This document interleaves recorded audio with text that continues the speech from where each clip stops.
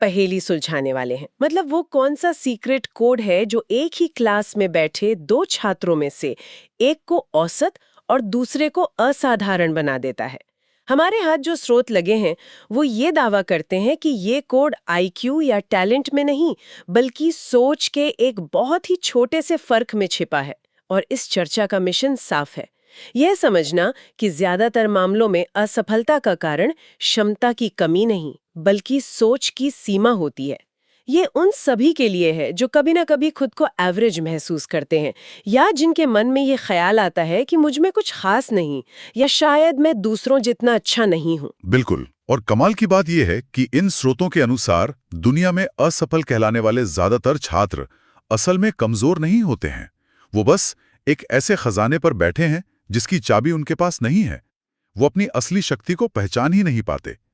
आज हम उसी चाबी यानी उस सोच को समझने की कोशिश करेंगे जो उस खजाने का ताला खोलती है। तो चलिए सीधे मुद्दे पर आते हैं।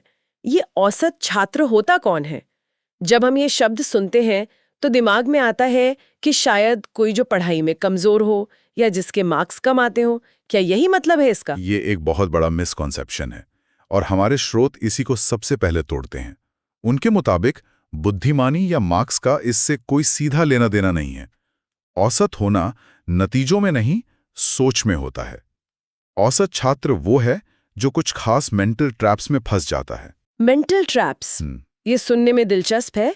कैसे जाल है ये? देखिए, सबसे बड़ा जाल है लगातार अपनी तुलना दूसरों से करना। वो हमेशा ये देखता है कि दूसरा कितना पढ़ रहा है, उसके कितने मार्क्स आए, और इस तुलना में वो अपनी खुद की प्रोग्रेस को नजरअंदाज कर देता है। दूसरा जाल है असफलता का डर। ये डर इतना बड़ा होता है कि वो कोशिश करने से ही बचने लगता है। अगर मैं ट्राई ही नहीं करूंगा तो फेल होने का सवाल ही नहीं उठता। और अगर वो फेल हो भी गया तो उसे अपनी पहचान बना लेता है। मतलब मैं तो हूं ही ऐसा, मुझसे नहीं हो पाएगा। ये वाली सोच बहुत आम है। एग्जैक्टली। और इसी से जुड़ी एक और लिमिटिंग सोच है, बस पास हो जाऊं वही काफी है। जिस पल किसी का लक्ष्य सिर्फ पास होना बन जाता है, उसी पल वो असाधारण बनने की रेस से बाहर हो जाता है। तो असल समस्या क्षमता की नहीं, समस्या क्षमता की कमी नहीं, बल्कि सोच की ये छोटी छोटी सीमाएं हैं। यहाँ ये वास्तव में दिलचस्प हो जाता है। अगर समस्या सिर्फ सोच की है तो फिर वो छात्र जो टॉप करते हैं या असाधारण माने जाते हैं, वो अलग क्या सोचते हैं? क्योंकि इन स्रोतों के अनुसार वो भी तो उसी क्लासरूम से शुरू करते हैं।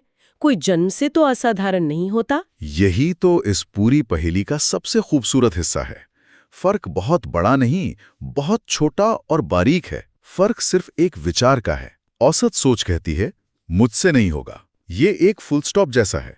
इसके आगे बात खत्म, सारी संभावनाएं खत्म। और असाधारण सोच? असाधारण सोच कहती है अभी नहीं हो रहा, पर हो जाएगा। वाह, सिर्फ एक शब्द अभी, और उसने पूरे समीकरण को बदल दिया। ये असफलता को नकारना नहीं है, बल्कि उसे एक वर्क इन प्रोग्रेस का हिस्सा मानना है। आप ये कह रहे हैं कि फेल होना एक घटना है, पहचान नहीं। बिल्कुल। उस एक शब्द ने असफलता को स्थायी होने से रोककर अस्थायी बना दिया है। और इसी एक सोच से कुछ और शक्तिशाली धारणाएं जन्म लेती हैं। पहली, वो मानते हैं कि इंटेलिजेंस कोई पत्थर की लकीर नहीं है। ये एक मसल की तरह है जिसे अभ्यास से मजबूत किया जा सकता है। इसे ही ग्रोथ माइंडसेट कहते हैं। और दूसरी धारणा क्या है? दूसरी, वो असफलता को अंत नहीं बल्कि डेटा मानते हैं। डेटा? हाँ, एक फीडबैक जो बताता है कि क्या काम नहीं किया, ताकि अगली बार तरीका बदला जा सके। वो इसे सीखने की प्रोसेस का एक जरूरी हिस्सा समझते हैं। और एक बहुत जरूरी बात जो इन लेखों में बार बार आती है, अनुशासन प्रेरणा से ज्यादा जरूरी है। मोटिवेशन तो एक तूफान की तरह है जो आता है और चला जाता है, लेकिन अनुशासन वो हवा है जो आपकी नाव को रोज थोड़ा थोड़ा आगे बढ़ाती रहती है। और इन सब की नींव, इन सब की शुरुआत होती है खुद पर एक दांव खेलने से। ये मानना कि हाँ, मैं कर सकता हूं, भले इसमें वक्त लगे। यहीं से औसत से असाधारण बनने का सफर शुरू होता है। ठीक है, तो ये समझ आ गया कि माइंडसेट में क्या फर्क है। मुझसे नहीं होगा और मुझसे अभी नहीं होगा के बीच की खाई ही औसत और असाधारण को अलग करती है। पर बड़ा सवाल ये है कि इस सोच को असल में बदला कैसे जाए। जब कोई टेस्ट में फेल होता है तो उस वक्त पॉजिटिव रहना आसान नहीं होता। क्या स्रोत कोई प्रैक्टिकल तरीका बताते हैं कि इस सोच को अपनी आदत कैसे बनाया जाए? हाँ, और अच्छी बात यह है कि ये कोई रॉकेट साइंस नहीं है। स्रोत इसे 5 मूल सिद्धांतों में समेटते हैं। और पहला कदम जो वो बताते हैं वो मोटिवेशन या कोई खास तकनीक नहीं, बल्कि एक सीधी सादी थोड़ी कड़वी बात है। और वो क्या है? बहाने बनाना बंद करो और जिम्मेदारी लो। जब तक कोई अपनी पढ़ाई, अपने भविष्य और अपने समय की 100% जिम्मेदारी खुद नहीं लेता, तब तक कोई बदलाव संभव नहीं है। अक्सर हम अपनी असफलता का दोष अपनी किस्मत, खराब टीचर्स, मुश्किल पेपर या घर के हालात पर डाल देते हैं। दूसरों को दोष देना सबसे आसान काम है, क्योंकि इससे हमें अपनी कमी नहीं माननी पड़ती। बिल्कुल। लेकिन इन लेखों में एक बहुत शक्तिशाली लाइन है, दोष किस्मत का नहीं, दिशा का होता है। जिस दिन एक छात्र ये समझ जाता है कि उसकी आज की दिशा और उसके आज के छोटे छोटे फैसले ही उसका कल तय करेंगे, उसी दिन से असली बदलाव की शुरुआत होती है। ठीक है, तो पहला कदम हुआ जिम्मेदारी लेना। अब क्या? मान लीजिए किसी ने जिम्मेदारी ले ली, अगला कदम क्या है? क्या उसे एक ही दिन में 10 घंटे पढ़ना शुरू कर देना चाहिए? नहीं, और यही दूसरा सिद्धांत है जो कहता है छोटे लक्ष्य, रोज का प्रयास। स्रोत रोज 1% बेहतर बनने के आइडिया पर बहुत जोर देते हैं। एक ही दिन में पहाड़ चढ़ने की कोशिश नहीं करनी है। ये 1% वाला आइडिया सुनने में बहुत छोटा लगता है। क्या इससे सच में कोई बड़ा फर्क पड़ता है? यहीं पर कंपाउंडिंग इफेक्ट का जादू काम करता है। सोचिए, अगर कोई रोज सिर्फ 15 मिनट गिटार प्रैक्टिस करे तो एक हफ्ते बाद ज्यादा फर्क नहीं दिखेगा। शायद वो एक धुन भी ठीक से ना बजा पाए, पर एक साल बाद वो शायद अपना पसंदीदा गाना बजा रहा होगा। ये छोटी आदतें ही चक्रवृद्धि ब्याज की तरह बढ़ती हैं और एक दिन बड़ा कमाल करती हैं। आज का 1% सुधार कल 1.01 बन जाता है और ये धीरे धीरे जुड़कर एक बहुत बड़ी सफलता का रूप ले लेता है। मतलब बूंद बूंद से घड़ा भरता है। हाँ, ठीक है, तो जिम्मेदारी ली, छोटे छोटे कदम उठाने शुरू किए, लेकिन फिर एक बड़ी रुकावट आती है, खासकर आज के सोशल मीडिया के दौर में। हम अपने दोस्त को अच्छी नौकरी पाते हैं या अच्छे कॉलेज में जाते देखते हैं और हमारा सारा मोटिवेशन खत्म हो जाता है। तुलना करने की इस आदत का क्या करें? आपने बिल्कुल सही नस पकड़ी है। यही हमारा तीसरा सिद्धांत है, तुलना नहीं, प्रतिस्पर्धा खुद से। ये एक बहुत बड़ा जाल है। जब हम दूसरों की सफलता की हाईलाइट रील देखते हैं तो हम अपनी जिंदगी के बिहाइंड द सीन से उसे कंपेयर करने लगते हैं, जो कि कभी भी सही मुकाबला नहीं है। लेकिन एक सवाल है, तुलना मत करो कहना बहुत आसान है, पर जब आपके दोस्त आगे निकल रहे हो और आप पीछे रह गए हो तो तुलना न करना लगभग नामुमकिन लगता है। क्या स्रोत इस प्रैक्टिकल प्रॉब्लम का कोई हल बताते हैं? वो कहते हैं कि तुलना के भाव को पूरी तरह खत्म करना शायद संभव ना हो, लेकिन हम उसका फोकस बदल सकते हैं। दूसरों की सफलता से जलने की बजाय उसे प्रेरणा के स्रोत की तरह देखें। उनसे सीखें कि उन्होंने ऐसा क्या किया जो आप भी कर सकते हैं। और अपना मुख्य लक्ष्य बदल दें। मुख्य लक्ष्य क्या होना चाहिए? लक्ष्य बहुत सीधा है, आज का आप कल के आप से बेहतर बन जाए, बस इतना काफी है। अगर आप कल 20 मिनट पढ़े थे तो आज 25 मिनट पढ़ने की कोशिश करें। अगर कल आपने 5 सवाल हल किए थे तो आज 6 करने की कोशिश करें। अच्छा, आपकी असली प्रतियोगिता सिर्फ उस इंसान से है जो कल आप शीशे में देख रहे थे। ठीक है, तो खुद से मुकाबला करना है, दूसरों से नहीं। जी। लेकिन इस सफर में हम गिरेंगे भी, असफल भी होंगे। और असफलता का डर ही तो है जो हमें कुछ नया करने से रोकता है।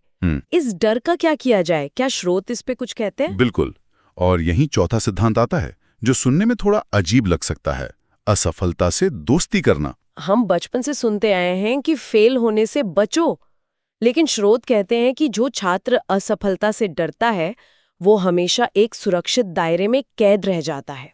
वो कभी भी मुश्किल विषयों या बड़े लक्ष्यों को आजमाने की हिम्मत नहीं कर पाता। इसका मतलब है कि हर सफल इंसान के पीछे कई असफलताओं की कहानी छिपी होती है। हर एक के पीछे। फर्क सिर्फ इतना है कि उन्होंने हार नहीं मानी। असाधारण छात्र असफलता को कैरेक्टर सर्टिफिकेट नहीं बल्कि ट्यूशन फी फॉर सक्सेस मानता है। वो हर गलती से सीखता है और अगली बार और बेहतर तरीके से कोशिश करता है। सही बात है। तो असफलता से डरना नहीं, उसे गले लगाना है। वो एक सिग्नल है कि आप अपनी सीमाओं को तोड़ने की कोशिश कर रहे हैं। ये बहुत शक्तिशाली विचार है। और अब आते हैं 5वें और आखिरी सिद्धांत पर, जो शायद इन सभी को एक धागे में पिरोता है। वो क्या है? वो है निरंतरता, यानी कंसिस्टेंसी। हमने पहले भी प्रेरणा और अनुशासन की बात की थी, एक लेखक इसे बहुत अच्छे से समझाते हैं। वो कहते हैं कि प्रेरणा एक चिंगारी की तरह है जो आग जला सकती है, लेकिन निरंतरता वो लकड़ियां हैं जो उस आग को जलते रहने देती हैं। लेकिन कई बार ऐसा होता है कि काम करने का बिल्कुल मन नहीं करता। उस वक्त क्या किया जाए? क्या मोटिवेशन पूरी तरह बेकार है? मोटिवेशन बेकार नहीं है, पर उस पर निर्भर रहना खतरनाक है। सोचिए, जिम जाने वाला हर व्यक्ति रोज मोटिवेटेड नहीं होता। असल सफलता उस दिन मिलती है जिस दिन आपका बिल्कुल मन नहीं है, बाहर बारिश हो रही है, आप थके हुए हैं, हाँ, और आप फिर भी अपने जूते पहनकर निकल जाते हैं। पढ़ाई भी बिल्कुल वैसी ही है। श्रोत का एक वाक्य से बहुत खूबसूरती से कहता है, मन करे या न करे, काम करना ही असाधारण सोच की पहचान है। तो ये थे 5 सिद्धांत। जिम्मेदारी लेना, रोज थोड़ा प्रयास करना, खुद से प्रतिस्पर्धा करना, असफलता को स्वीकारना और निरंतर बने रहना। ये सब बाहरी एक्शन है, लेकिन उस अंदर की आवाज का क्या करें जो हमें बार बार नीचे खींचती है, वो जो हमारे दिमाग में 24 घंटे चलती रहती है। हाँ, और ये शायद सबसे गहरा पहलू है जिसे हमारे श्रोत उजागर करते हैं, आत्मसंवाद की शक्ति, या जिसे हम इनर मोनोलॉग कहते हैं। हम दिन भर में सबसे ज्यादा बातें खुद से ही करते हैं, और हम खुद से जो कहते हैं हमारा दिमाग उसे सच मानने लगता है, और धीरे धीरे वही हमारी पहचान बन जाती है। तो ये ऐसा है कि हमारे दिमाग में एक रेडियो 24 घंटे बज रहा है। अगर उस पर नेगेटिव गाने बजते रहेंगे, मैं औसत हूँ, मुझसे नहीं होगा, तो हमारा मूड और हमारे एक्शन भी वैसे ही हो जाएंगे। बिल्कुल सही एनालॉजी है, और इस चक्र को तोड़ने का तरीका भी वही है। हमें कॉन्शियसली स्पेशन बदलना होगा, अपने शब्दों को बदलना होगा। स्रोत इसके लिए बहुत ही ठोस उदाहरण देते हैं। जैसे आज से ये कहना बंद करें कि मैं औसत हूं। इसकी जगह कहना शुरू करें, मैं प्रगति पर हूं, मतलब I am a work in progress. देखिए, एक नकारात्मक लेबल को आपने एक सकारात्मक प्रक्रिया में बदल दिया। ये बहुत अच्छा है। और मुझसे नहीं होगा की जगह? उसकी जगह कहें, मैं सीख रहा हूं, या मैं इसे करने का तरीका ढूंढ रहा हूं। पहले वाक्य में दरवाजा बंद हो जाता है, जबकि दूसरे वाक्यों में संभावनाओं का दरवाजा खुल जाता है। ये एक छोटा सा बदलाव लगता है, लेकिन इसका असर बहुत बड़ा होता है, क्योंकि जब शब्द बदलते हैं तो सोच बदलती है, और जब सोच बदलती है तो परिणाम अपने आप बदलने लगते हैं। तो आज की इस पूरी चर्चा का निचोड़ ये है कि वो सीक्रेट कोड जो एक औसत छात्र को असाधारण बनाता है, वो कोई जन्मजात प्रतिभा नहीं, बल्कि एक सीखी जा सकने वाली सोच है। असाधारण बनने के लिए आपको सबसे तेज या सबसे होशियार होने की जरूरत नहीं है। बिल्कुल नहीं। इन रिसर्च का अंतिम टेकअवे यही है। सबसे जरूरी है सबसे ज्यादा लगातार कंसिस्टेंट चलना। आपको सबसे स्मार्ट नहीं, बल्कि सबसे ज्यादा धैर्यवान बनना है, क्योंकि ये 100 मीटर की दौड़ नहीं, एक मैराथन है। और इन सबसे ऊपर सबसे महत्वपूर्ण बात यह है कि आपको खुद पर विश्वास करना होगा, खासकर उन दिनों में जब कोई और आप पर विश्वास नहीं कर रहा हो। सुनने वालों के लिए एक अंतिम शक्तिशाली विचार। इस चर्चा का पहला कदम आज ही ये तय करना है कि मैं औसत नहीं रहूंगी। और स्रोत हमें ये भी याद दिलाते हैं कि हर असाधारण व्यक्ति कभी एक सामान्य छात्र ही था। उनमें और दूसरों में फर्क सिर्फ इतना था कि उन्होंने हार मानने से ठीक पहले एक बार और कोशिश की थी। और मैं इस चर्चा को एक सवाल के साथ समाप्त करना चाहूंगा, जिस पर श्रोता बाद में सोच सकते हैं। ये स्रोत छात्रों पर केंद्रित हैं, लेकिन यहाँ एक महत्वपूर्ण सवाल उठता है। यह मानसिकता जीवन के उन सभी क्षेत्रों में कैसे लागू हो सकती है जहां हम औसत से आगे बढ़ना चाहते हैं? सही बात है। चाहे वो हमारा करियर हो, हमारा स्वास्थ्य हो, या कोई नया कौशल सीखना हो। बिल्कुल। यह सोच सिर्फ एकेडमिक सफलता तक सीमित नहीं है, ये जीवन के हर पहलू में क्रांति ला सकती है।